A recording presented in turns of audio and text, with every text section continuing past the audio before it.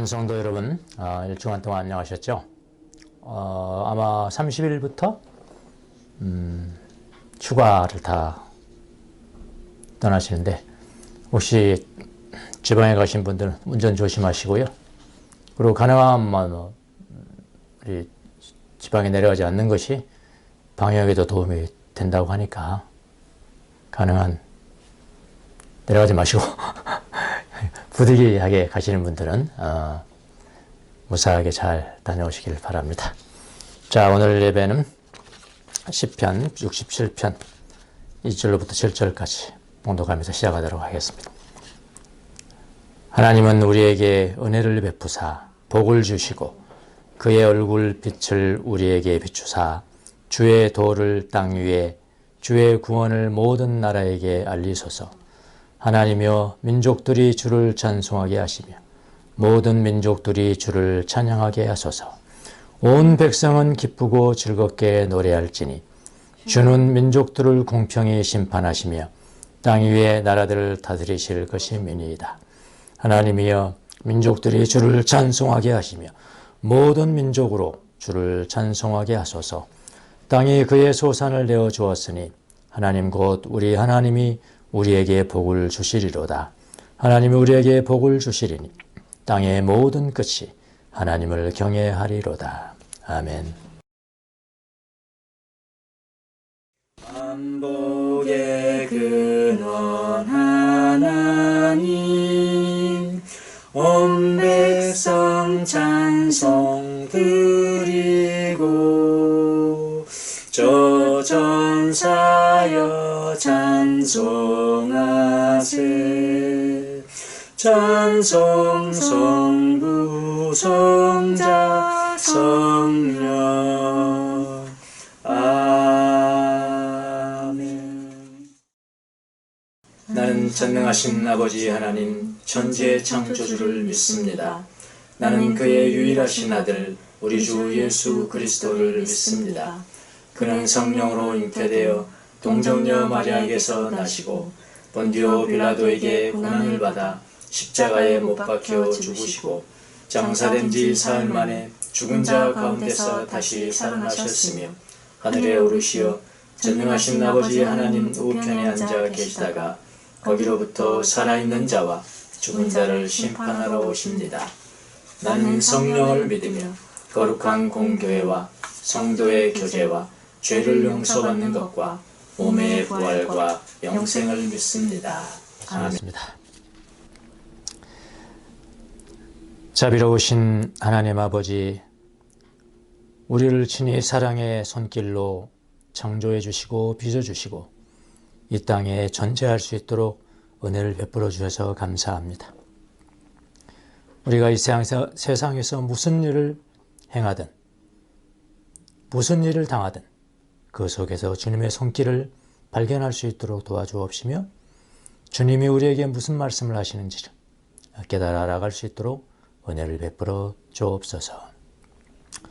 코로나19 때문에 함께 대면하여 예배를 드리지 못하지만 각 처소에서 이렇게 화상으로 영상을 예배를 대하는 사랑하는 종들을 축복해 주시고 그곳에 임재해 계시오니 그들에게 말씀하시고 그들의 기도를 들어주시고 그들에게 사랑의 음성을 들려주시옵소서. 명절을 맞이해서 제발 지방에 내려가고 먼 곳을 여행하는 사랑하는 종들이 있사온데 가고 오는 길을 주님 지켜주시고 은혜 가운데 잘 지내고 돌아올 수 있도록 주여 축복해 주옵소서. 부족한 종을 세워싸우니 입술에 기름을 부어주시고 기록된 말씀을 가장 쉽고 효과적으로 전달할 수 있도록 은혜를 베풀어 주옵소서. 감사하고 예수님의 이름으로 기도합니다. 아멘. 우리의 기도를 들어주소서. 우리의 기도를 들어주소서.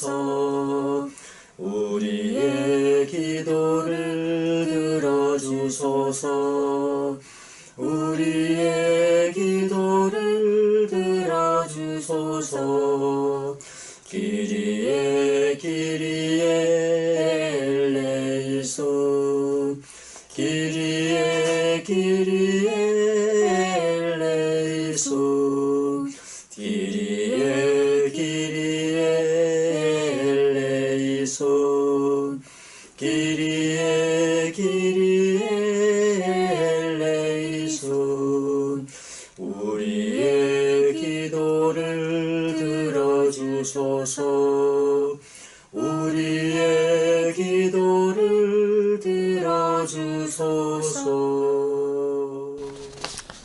오늘의 말씀은 성경 고린도전서 11장 23절에서 26절 짧습니다. 성만찬에 관한 말씀인데요. 함께 봉독을 하도록 하겠습니다. 하나님의 지혜에 귀를 기울이십시오. 내가 여러분에게 전해준 것은 주님께로부터 받은 것입니다. 곧 주 예수께서 잡히시던 밤에 빵을 드시어서 감사를 들으신 다음에 떼시고 말씀하셨습니다. 이것은 너희를 위하는 내 몸이다. 이것을 행하여 나를 기억하여라. 식후에 잔도 이와 같이 하시고서 말씀하셨습니다. 이 잔은 내 피로 세운 새 언약이다. 너희가 마실 때마다 이것을 향하여 나를 기억하여라. 그러므로 여러분이 이 빵을 먹고 이 잔을 마실 때마다 주님의 죽으심을 그가 오실 때까지 선포하는 것입니다. 아멘. 말씀하시는 분은 바로 하나님이십니다.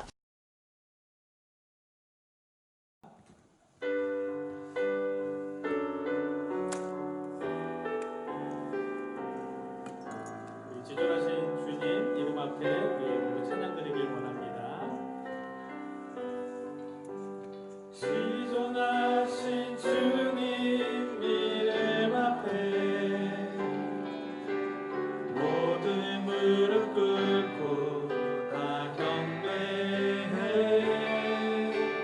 거룩하신 주님 보좌 앞에 엎드려 절하세. 우리 다시 한번 지존하신 주님, 지존하신 주님 이름 앞에 모두 무릎 꿇고 다 경배해. 거룩하신 주님 보좌 앞에 아멘 엎드려 절하세. 우리 고백합니다. 예수는 그리스도, 예수는 주, 하나님의 영으로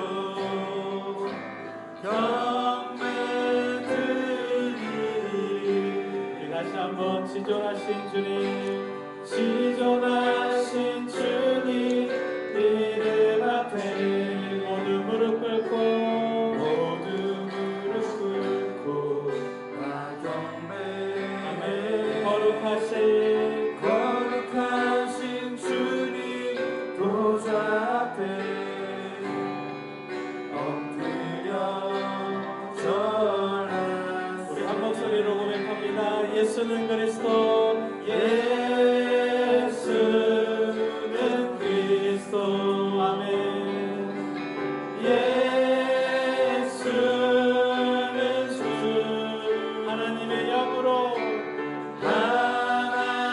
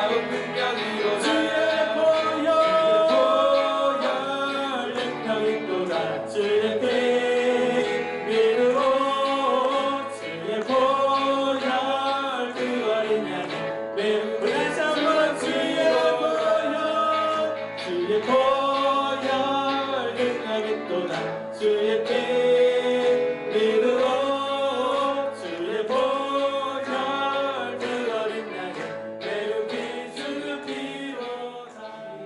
Jesus, remember me when you come into your kingdom. Jesus, remember me when you come into your kingdom. Jesus, remember me when you come into your kingdom. Jesus, remember me when you come into your kingdom. Jesus, remember me when you come into your kingdom. Jesus, remember me when you come into your kingdom. Jesus, remember me when you come into your kingdom. Jesus, remember me when you come into your kingdom. Jesus, remember me when you come into your kingdom. Jesus, remember me when you come into your kingdom. 우리 교회는 성찬식을 한 달에 한 번씩 하죠. 또 이렇게 성찬의 의미를 다시 한번 되새기면은 성찬식에 참여할 때마다 또 하나님의 은혜가 넘치리라고 생각을 합니다. 잘 모르면 형식적으로 참석하게 되잖아요. 참가하게 되고 형식적으로 참석하게 되면 아무 의미가 없어요, 사실은요. 그래서 깊은 의미를 깨닫고 거기에 믿음이 더해져야 성만찬의 신비를 경험할 수 있는 거죠. 어떤 영성가는 이렇게 이야기를 했습니다. 수도 생활의 목표는 뭐냐? 수도 생활의 목표는 공동체에서 행하는 예전. 아까 이것도 예전이 성만찬도 하나의 예전이죠. 공동체 예전입니다. 이런 예전과 그 다음에 시편을 반복적으로 암송하는 거, 이것도 다 예전이죠.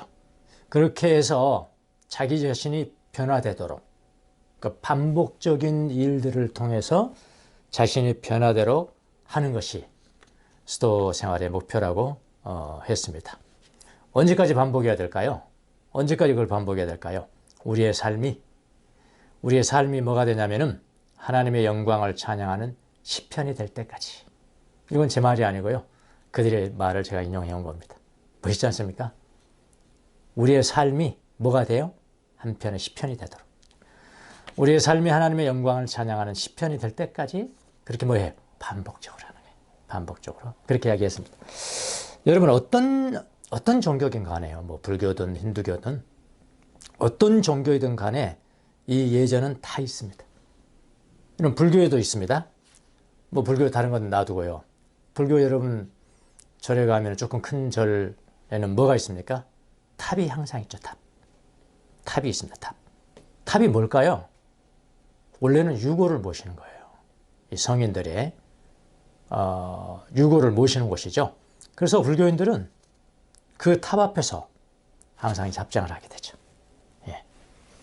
우리 여기 우면산만 가도 탑이 아니고 돌 무덤이 있는데 돌 무덤에 다 합장하시는 분이 계십니다. 근데 탑이 얼마나 또 그들에게 거룩하겠어요? 이 합장을 하고 마음을 가다듬습니다. 탑이라는 것은 단지 상징이잖아요. 상징임에도 불구하고 그 상징 앞에서 자기들의 마음을 가다듬습니다. 그리고 과거의 가치, 과거에 우리가 배움을 받고 들었던 가치를 지금 되살리는 거죠. 무슨 말 아시겠습니까? 과거의 것을 지금 현재화시키는 작업이죠. 내가 이렇게 탑을 보고 이렇게 예불을 하고 이렇게 하는 것은 나도 이렇게 가치 있게 살아야 되겠구나. 과거의 것을 지금 나에게 적용한다면 현재화 그렇게 이야기합니다. 자, 힌두교도 마찬가지입니다. 힌두교도 이제 제단이 있죠, 제단. 제단이 있어서 제단에다 이제 제물을 드려요. 평범하게 쌀도 드리고 과일도 드리고 다른 음식들을 탁 드립니다. 제단 위에 올려놓습니다. 그럼 그들은 뭐라고 믿냐면은 바로 그 음식들이 거룩한 성체로 변한다 라고 믿어요. 자, 이처럼 다른 종교인들도요, 지금 진실한 마음을 통해서 그런 작은 행동과 의식들이 뭐냐면은 신성이 깃든 어떤 예전이 된다고 믿는 거예요. 자, 기독교에는 예배당이 있죠? 예배당이 있습니다.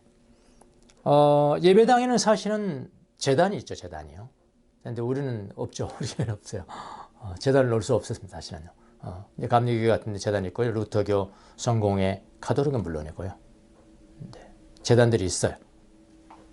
제단들이 있는데, 여러분 혹시 그런 교회들 가서 제단을 한번 딱 보면은 무슨 마음이 드십니까? 갑자기 경건해지죠. 경건해집니다. 더구나 침묵이 흐르는 제단을 보면 더욱 그렇습니다. 자, 그 제단 위에서 평범한 빵, 우리는 빵이죠, 떡이죠. 포도주가 예수님의 몸과 피로 변한 그런 경험을 하잖아요. 예, 그렇게 느끼고 믿잖아요. 그러니까 실제로 뭐 변한다는 것은 아니지만은 우리는 믿음으로 그 빵과 포도주가 예수님의 살과 예수님의 피로서 그것을 통해서 예수님의 죽으심을 내가 지금 기억함으로 말미암아 그 구원이 과거에 이루어졌던 그 구원이 나에게 어떻게 돼? 현재화됐다. 현재화되는 것을 체험하는 것입니다. 그러니까 그러고 나서 나를 경건하게 주님께 이렇게 드리는 거죠. 예. 자, 기독교의 공동체의 예전, 이 말은 성만찬인데, 성만찬은 누가 제정하였을까요? 성만찬은 주님이 주의 만찬으로 제정을 하셨잖아요. 그래서 모든 교회는 예배를 드릴 때 이 성만찬을 행해서 그 예전을 통하여 주님의 죽으심을 현재화시키는 거죠. 현재화하여 지금 은혜를 체험해야 되는 거예요. 그래서 성만찬은 예배 때마다 반복적으로 행하여져야 정상입니다. 그러나 불행하게도 중세 때 이제 성만찬이 좀 미신적으로 흘렀던 때가 있었습니다만은 그래서 종교 개혁가들이 그걸 극복한다는 미명하에 성만찬을 경시하고 또 뭐 그랬어요. 그 결과 어떻게 됐냐면은 지금 어떤 교회는, 우리 교회는 그래도 한 달에 한 번 정도 하지만은 어떤 교회는 1년에 한 번 부활절날 또 1년에 2번 정도 거행하기도 합니다. 그래서 성도들이 성만찬이 주는 신비를 경험하고 체험할 기회를 놓치고 있다고 보면 돼요. 원래 초대교회 때는 예배 때마다 첫 번째 일부로 복음이 선포되고 말씀이 선포되고 그 다음에 2부로 성만찬 의식이 있었습니다. 그러니까 예배는 크게 두 가지로 나눠진다고 보면 돼요. 하나는 말씀의 전례입니다. 복음을 선포하는 거죠. 말씀의 전례고 복음이 선포됩니다. 그 다음에 뭐가 있냐면은 성만찬이 있어요. 이거는 보는 복음이죠. 눈으로 보잖아요. 지금요. 보는 복음. 이때 모든 성도들이 떡을 떼고 포도주를 마십니다. 그래서 이 말씀의 전례와 성만찬 전례가 균형이 맞아야 된단 말이죠. 그런데 개신교를 중심으로 해서 성만찬 부분이 없어져 버렸잖아요. 한 달에 한 번 우리가 하지만 3번은 없어져 버렸잖아요. 지금 없어져 버리니까 뭐만 남았어요? 말씀의 전례만 남은 겁니다. 그럼 예배의 시간은 똑같잖아요. 시간은 채워야 되는데 성만찬 하는 시간이 없어져 버렸으니까 말씀을 전하는 시간이 길겠어요? 안 길겠어요? 길어져야 되겠죠? 그래서 개신교회는 말씀이 깁니다, 여러분. 말씀이 긴 이유가 거기 있는 거예요. 근데 여러분, 말이 길면은 자기 자신이 들어가는 거야. 말이 길면 자기 자신이 들어가. 그래서 말이 길면은 실수하게 돼 있어요, 인간이라는 것은. 근데 복음을 전하는데 잘 전하다가 자기의 야망도 살짝 끼워 넣습니다.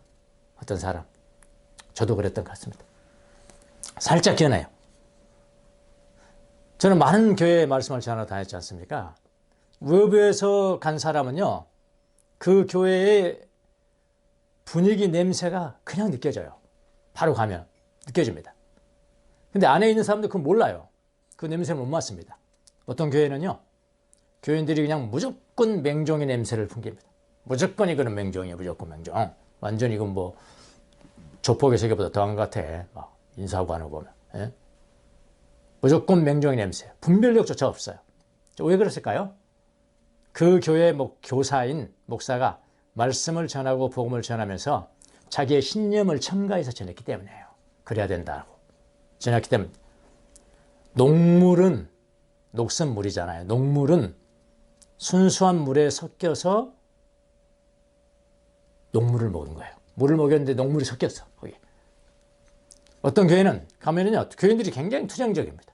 뭐 사소한 거 가지고 막 투쟁적이고 꼭 자기가 그거를 자기 의견을 관철해야 뭐 승리하는 것처럼 예? 투쟁적입니다. 역시 교회 목사가 자신의 신념을 섞어서 전했기 때문에 그런 거라고 생각을 합니다. 자, 한번 봐보세요. 왜 똑같은 말 전하잖아요. 성경적인 말씀 전하잖아요. 똑같은 말을 전하는데도 성도들은 다 다른 인격이 되어 있을까요? 어떻게 저 사람은 우리하고 이렇게 다르지? 그렇게 되어 있을까요? 왜 그럴까요? 이런 메시지라는 것은 메신저에 의해서 영향을 받기 때문에 그런 거예요. 그럼 어떻게 해야 되냐? 말을 최소화해야 돼. 최소화해야 되는데 은혜로워야 돼. 이게 도사인 거지, 진짜. 말이 적어야 되고 은혜로워야 돼. 이게 도사인 거죠, 사실. 자, 우리 교회도 교회당은 없습니다, 지금.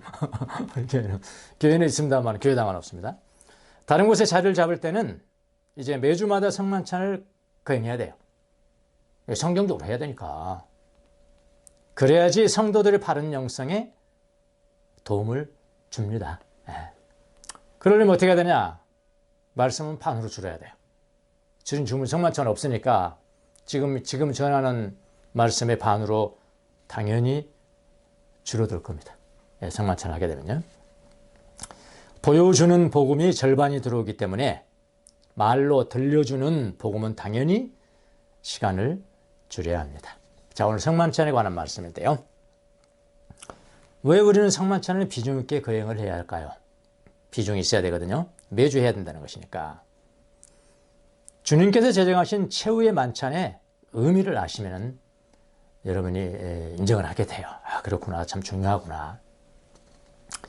자, 그 최후의 만찬의 의미가 무엇일까요? 최후의 만찬은 출애굽 사건, 출애굽 알죠? 이스라엘 백성들 홍해를 건너서 출애굽 사건의 재현, 다시 그들에게 왔던 출애굽이라 이 말입니다. 그런 의미입니다. 자, 예수님이 성만찬을 제정하신 때가 언제인지 아세요? 예수님이 잡히시기 전날 밤. 그때가 뭐예요? 유월절이에요. 유대인들은 유월절을 지키는 절기입니다. 그때 예수님이 제자들과 최후의 만찬을 나눕니다. 예수님이 이 최후의 만찬을 통해서 뭘 가르쳐줬냐면은 자신의 죽음이 임박했잖아요. 그것을 제자들에게 극으로 말씀하시는 거예요. 드라마로 말씀하시는 겁니다. 유월절입니다. 재료는 뭘까요? 빵과 포도주입니다. 몸짓을 하고 빵을 떼고 이렇게 몸짓은 빵을 들어서 축복하시고 빵을 찢어서 줍니다. 그리고 말씀합니다. 받아라. 이것은 내 몸이다. 이것은 내 몸이다. 자, 포도주잔을 들어서 감사하고 제자들에게 주면서 이것은 많은 사람을 위하여 흘리는 나의 피, 곧 언약의 피다 라고 말씀하십니다. 그러니까 빵과 포도주는 예수님의 죽으심을 의미하는 거예요. 이 의식을 언제 행했다고요? 유월절에 행하셨습니다. 자, 유대인들은 유월절에 뭘 했을까요? 유대인들, 정말 예수 믿지 않는 사람들. 유대인들은 뭘 했냐면은 유월절은 출애굽 출애굽 전날 행해진 하나님의 유대인들을 애굽으로부터 구원하는 날이에요. 그걸 기념하는 거거든요. 그래서 유대인들은 유월절을 뭐라고 생각했냐면은 출애굽 구원을 재현하고, 재현이 뭐죠? 다시 한번 일어난다. 종말에 저런 해방이 다시 한번 일어난다. 재현하고. 그렇게 되면은 이번에는 그냥 뭐 출애굽하는 것이 아니라 태초의 낙원이 회복이 이루어진다. 그걸 기대했던 거예요. 기대하면서 유월절을 지켰습니다. 그래서 유대인들은 출애굽의 재현이라는 것을 뭐라고 그러냐면은 종말로 봤어요. 다시 한번 출애굽 사건이 발생하면 그때는 우리는 종말이다. 이렇게 보았다 이 말입니다. 그러니까 유대인들은 유대 절기를 지키면서 출애굽 같은 구원이 다시 올 것이고 종말이 올 것이고, 그렇게 되면은 태초의 낙원에서 살았던 그 낙원이 이루어질 것이라는 소망을 가지고 그 유월절을 지키면서 잔치를 벌인 것입니다. 지금도 그러겠죠. 그들은요. 예수 믿지 않는 사람들은. 자, 그 순간에 예수님은 제자들에게, 당신을 믿는 제자들에게 당신의 죽음이 바로 출애굽의 구원을 재현하는 종말의 구원 사건이라고 설명을 해 주셨잖아요. 지금 설명해 주셨잖아요. 내가 죽는다. 내가 피를 흘린다. 널 위해서 피를 흘린다. 그렇게 했잖아요. 그러니까 출애굽의 재현인 거죠. 예수님은 그 다음날 있을 자신의 죽음이 우리에게는, 제자들에게는 뭘 갖다 줘요? 생명을 주는 음식이라고 해석을 해 주셨습니다. 지금. 그래서 예수님은 빵을 부수고요, 붉은 포도주를 부었는데, 이것은 뭐냐면은 예수님의 몸이 찢기고 이 빵이 찢겨지듯이 예수님의 몸이 찢기고 붉은 포도주는 뭐죠? 피를 흘린다는 것을 상징했다 이 말입니다. 그리고 예수님은 그 찢어진 빵과 포도주를 제자들에게 넘겨주었습니다. 넘겨줬는데 그것은 뭐냐? 예수님의 은혜로 주는 선물이라는 것을 상징합니다. 여러분, 출애굽 사건 한번 기억을 한번 해보시죠. 출애굽 사건은 인간의 힘이 하나도 가미되지 않는 것이죠. 맞습니까? 이건 전적으로 하나님의 일방적으로 주신 해방의 선물이었어요. 이스라엘 백성들은 하나님이 행하여 주신 해방을 믿고 그냥 건널 뿐이었습니다. 구원은 마치 그와 같은 것이거든요. 자, 예수님이 죽으심으로 우리의 죄를 용서하시고 구원하여 주신 것은 전적으로 뭐죠? 하나님의 은혜입니다. 우리의 행위로 말미암은 것이 아니에요. 종말에 올 출애굽의 재현 사건은 앞으로는 영원히 오지 않습니다. 끝나버렸습니다. 예수님이 출애굽 사건의 재현이다. 이것을 명심하시면 됩니다. 자, 그러면 알겠습니다. 그럼 오늘날 우리가 계속 이제 성만찬을 행하잖아요. 그럼 오늘날 우리가 매주마다 행하는 성만찬은 무슨 의미가 있냐? 중요하니까 지금 매일 반복하라고 그랬잖아요. 성만찬이라는 것은, 우리가 지금 행하는 성만찬의 것은 구원, 과거의 구원, 과거에 우리가 받은 구원이 현재화, 지금 적용된다 이 말이에요. 24절을 보십시오. 감사를 드리신 다음에 떼시고 말씀하셨습니다. 감사를 드리신 다음에 떼시고 말씀하셨습니다. 뭐냐면 이것은 너희를 위하는 내 몸이다. 이것을 행하여 나를 기억하여라. 자, 예수님이 성만찬을 제정하실 때 제자들에게 앞으로 이 만찬을 계속 행하여 나를 기억하라고 말씀하셨어요. 예수님의 이 명령에 따라서 우리는 지금도 성만찬을 거행합니다. 계속 거행합니다. 계속 행하여 나를 기억하라고 하셨는데, 기억이 뭘까요? 기념하는 거죠. 기념하라는 의미는 무엇일까요? 단지 예수님이 나를 위해 죽으셨다는 과거의 사실을 기억만 하면 되는 걸까요? 단지 그 정도의 기억일까요? 여러분, 성만찬에 대한 학설들이 많이 있습니다. 학설들, 예를 들어서 화채설이라는 설이 있어요. 화채는 뭐죠? 화한다, 된다, 그렇게 돼버린다. 몸체, 예수님의 몸으로 돼버린다, 그런 이야기잖아요. 말 그대로 물질이, 포도주와 빵이 예수님의 몸으로 변하고 예수님의 피로 실제로 변한다 이런 이야기예요. 그게 화채살입니다. 사제가 성찬 제정을 할 때 빵과 포도주가 예수님의 몸과 피로 실제로 변한다고 믿는 거. 지금도 그들은 그렇게 믿어요. 예. 근데 뭐 우리 개신교인들한테는 목사가 미사에 참석해도 성만찬 안 줍니다. 기분 나쁩니다. 나 예수님 믿어요. 나 예수님 믿습니다. 그래도 안 줍니다. 왜 안 줍니까? 그랬더니 이 데피니션, 정의가 다르다 이거예요. 성만찬에 대한 정의가 다르다는 거예요. 그 정의 다른 게 그게 무슨 소용이 있습니까? 중요한 것은 예수님을 지금 구원을 기억한 그런 믿음이 있다는데 그래도 안 됩니다. 전체 그렇게 결정을 한 거예요. 개신교회들은 안 된다. 나는 화채설이나 뭐 우리가 말하는 우리가 지금 또 믿는 뭐 기념설이나 뭐 다른 설도 비슷한 것 같은데 자 그렇게 믿는 것이 화채설이고요. 또 기념설이라는 게 있습니다. 기념설. 이건 우리 개신교인들이 제일 많이 따른 기념설이라는 것은 기억한다는 의미입니다. 마치 8.15 광복절 기념식 하죠. 8.15 광복절 기념식 하잖아요. 기념식만 하듯이 그런 역사가 있었어. 1945년 그런 역사가 있었어요. 하고 기억하는 정도입니다.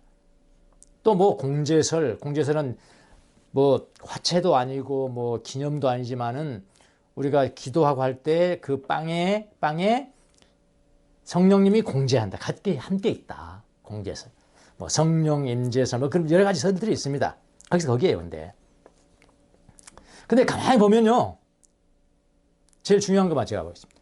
화채설하고 기념설이 별로 그렇게 큰 차이가 없을 것 같아요. 내가 보면. 진짜 성만찬을 한다면은 가만히 보면 별 차이가 없을 것 같습니다. 자, 유대인들이 유월절 만찬을 되풀이할 때 그들은 만찬에서 출애굽 기사를 낭독하였다고 합니다. 그래서 출애굽 구원을 단지 기억을 넘어서는 겁니다.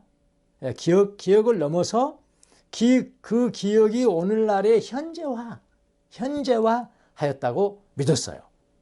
자, 이와 똑같이 이와 마찬가지로 우리 그리스도인들도 성만찬을 되풀이함으로써 단지 그런 역사가 있었어. 2000년 전에 예수님이 십자가에 못 박힌 역사가 있었어 정도. 8.15 해방절이 있었어. 단지 그런 것을 잊지 않는다는 의미를 넘어서서 구원의 과거를 현재화, 실제화라거든. 실제 지금 나에게 일어났단 말이에요. 실제화하여야 한다는 거예요. 이게 성만찬을 대하는 사람들의 그 태도거든요. 그러니까 성만찬에 참여하는 성도들은 이미 이루어진 구원, 그거는 구원의 과거라고 합니다. 이미 이루어진 구원을 기억해서 성만찬할 때 기억해내서 현재화시키는 거예요. 현재화. 그냥 기억하는 건 다르죠. 기념식 하는 게 아니에요. 현재화시키는 것입니다. 과거의 구원을 현재화시킬 뿐만 아니라 미래의 구원의 완성을 소망하는 거예요. 이게 바로 성만찬의 진정한 의미라는 거예요. 그러니까 성만찬에서는 구원의 과거, 구원의 현재, 구원의 미래가 다 같이 만나는 거죠. 그런 의미가 있습니다. 만약에 가톨릭이 생각하는 구원의 현재화에 대한 믿음이 없다면은 기도해가지고 이것이 예수님의 몸이 되고 예수님의 피가 되는 화채설을 취한다는데 그게 무슨 의미가 있겠습니까? 그게 정말 예수님의 피입니까? 예수님의 살입니까? 아니잖아요. 현재화에 대한 믿음이 없다면은 믿음이 없으면서 화채설을 취한다 한들 그게 무슨 의미가 있겠습니까? 또 기념설을 믿는 사람들이 단지 기억만 하는 것이라면 그것이 무슨 유익이 있겠습니까? 나에게 지금. 광복절 여러분 기념식에 참석하면 막 흥분됩니까? 내가 오늘 또 광복됐다. 흥분되냐고 아니지 않습니까? 그냥 기념이잖아요. 그런데 우리가 성만찬 하는 것은 이 기념이라는 것은 현재화를 위한 기념이란 말이죠.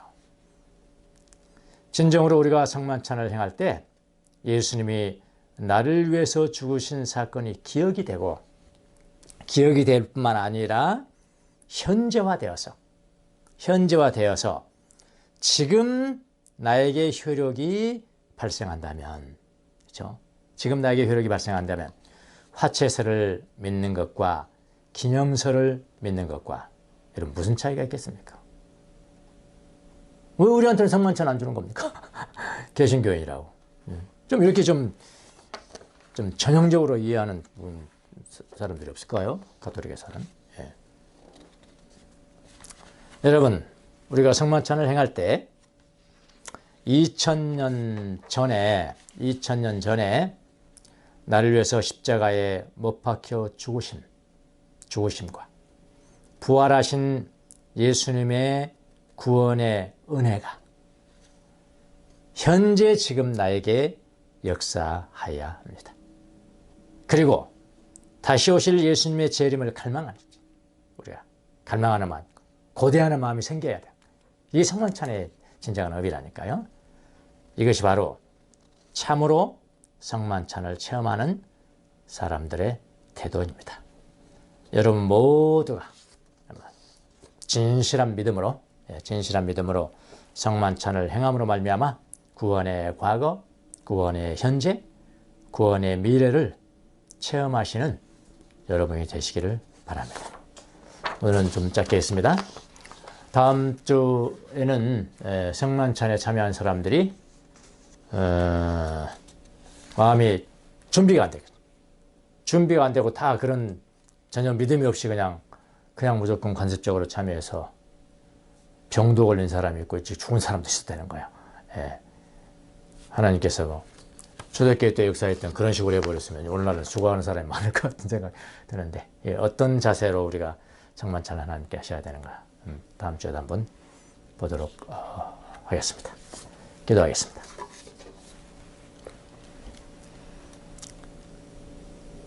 아버지 하나님, 출애굽 사건의 재현으로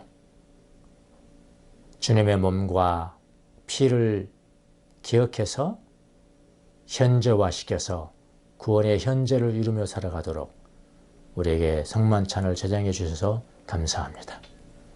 떡을 먹고 포도주를 마실 때 기억하고 지금 믿음으로 지금 나에게 역사한 구원이 역사할 수 있도록 은혜를 베풀어 주옵소서. 구원의 과거, 구원의 현재, 구원의 미래가 성만찬을 행할 때마다 일어날 수 있도록 은혜를 베풀어 주옵소서. 감사하고 예수님의 이름으로 기도합나이다. 아멘.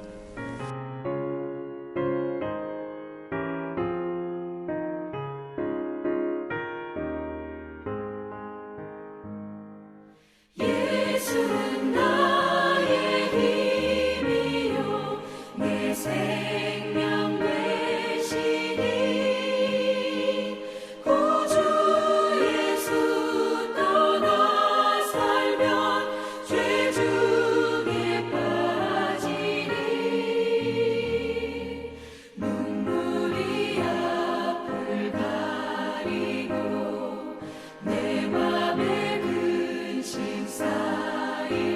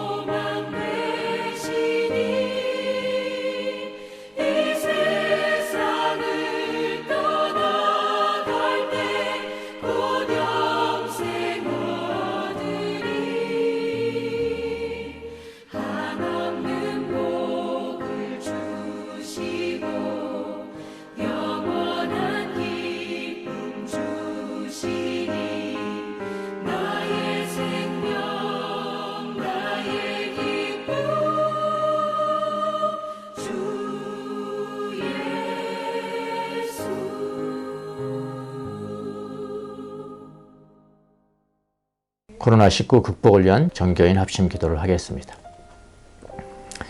자비로우신 하나님 아버지, 코로나19 확산으로 혼란과 불안 속에 있는 저희와 함께하여 주십시오.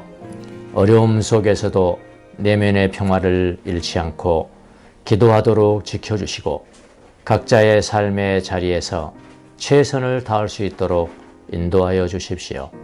코로나19 감염으로 고통받는 사람들에게 치유의 은혜를 내려주시고 이들을 헌신적으로 돌보고 있는 의료진들과 가족들을 축복하여 주십시오. 코로나19로 세상을 떠난 분들의 유족들의 슬픔을 위로하여 주십시오. 국가 지도자들에게 지혜와 용기를 내려주시고 현장에서 위험을 감수하며 헌신하고 있는 관계자들을 보호하여 주십시오.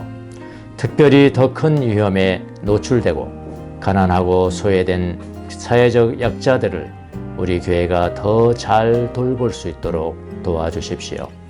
어려운 시기를 극복하고자 힘쓰는 저희 모두가 이웃의 존엄, 사랑과 연대의 중요성을 더 깊이 깨닫게 하시고 배려와 돌봄으로 희망을 나누는 공동체로 거듭나는 은혜를 내려주십시오. 우리를 구원하신 예수 그리스도의 이름으로 기도합니다. 아멘.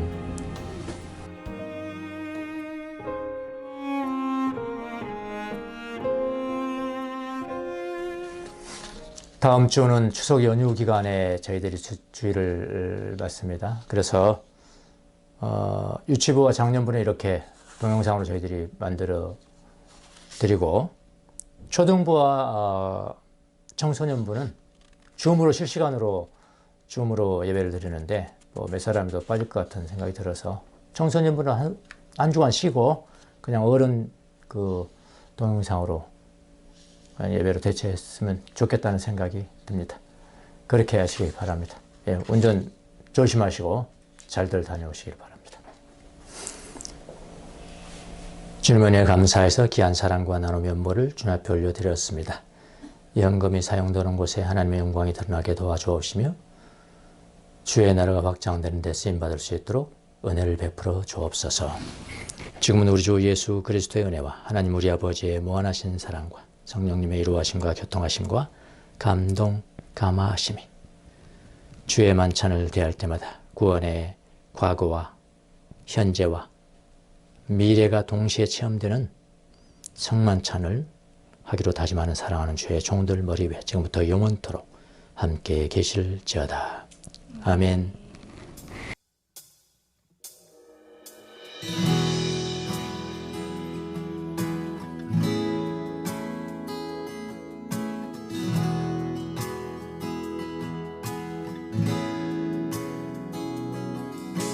주님 앞에 간구했었던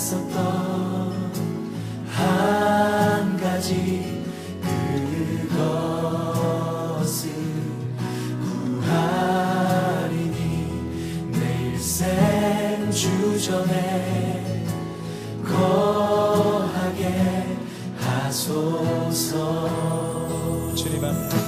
주님 앞에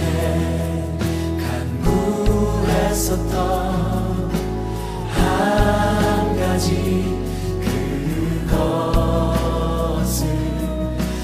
구하리니 내 일생 주전에 거하게 하소서.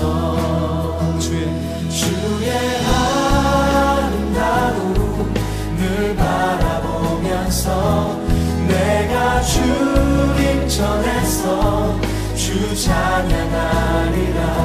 주의 아름다움 늘 바라보면서 내가 주님 전에서 주 찬양하리라.